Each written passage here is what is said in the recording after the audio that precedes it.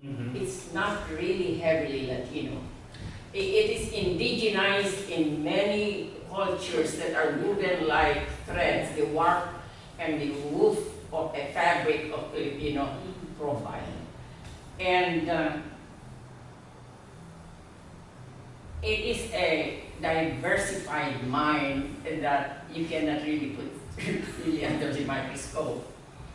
It can, if there is Elvis Presley in America, there will be an Elvis Presley in the Philippines. If there is a Marilyn Monroe in the United States, there is a better Marilyn Monroe. So I think this is, so this is, like a lot of things with this question, like sometimes I'll get the question, oh, what are Filipino? Are they Asian or Latino?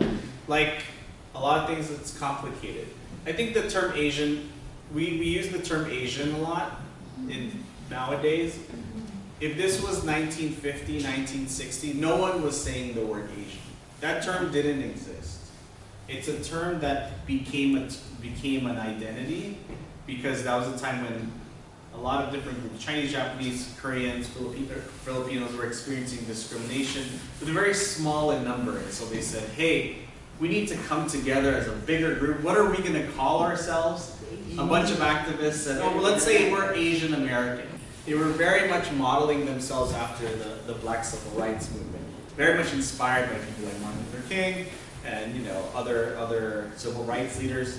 And so it was, it's a term that became coined in the 60s.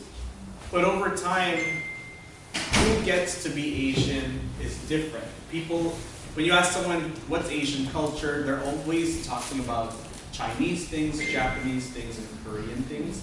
So the reason that this book came about is because I was interested in the moments when Filipinos felt like they were part of Asians, and other moments when they felt like they were excluded from the Asian category.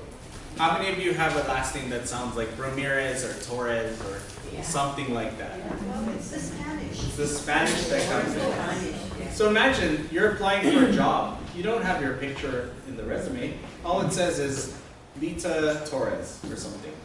What are they going to assume about your background? They might think you're Latino. So in some ways, even though we're not technically part of that group, our experience can have an overlap with that group there. How many, my mom, she was a nurse at Kaiser. What happens when you speak Tagalog to your patients? What did they do? They say, oh, I didn't know you know Tagalog. Because why? She doesn't look like you. She doesn't look Filipino, right? Yeah. So maybe someone... They thought I was Mexican. Yeah. So they'll think there's something else. And I think that's a very different experience in other Asians, because in 8 other Asian countries, it's very important to keep like the bloodline the same. Like who can be a citizen or it's very much like pure bloodlines. In the Philippines, because of colonialism, there's a lot of like cultural mixture that happens there. So that's very similar as what happened in Latin America, where you have Spanish and the indigenous combining. It didn't happen in the same way in the Philippines, but the blending of these two cultures resulted in like a hybrid sort of culture that makes Filipinos a little bit different from the other groups. Yeah.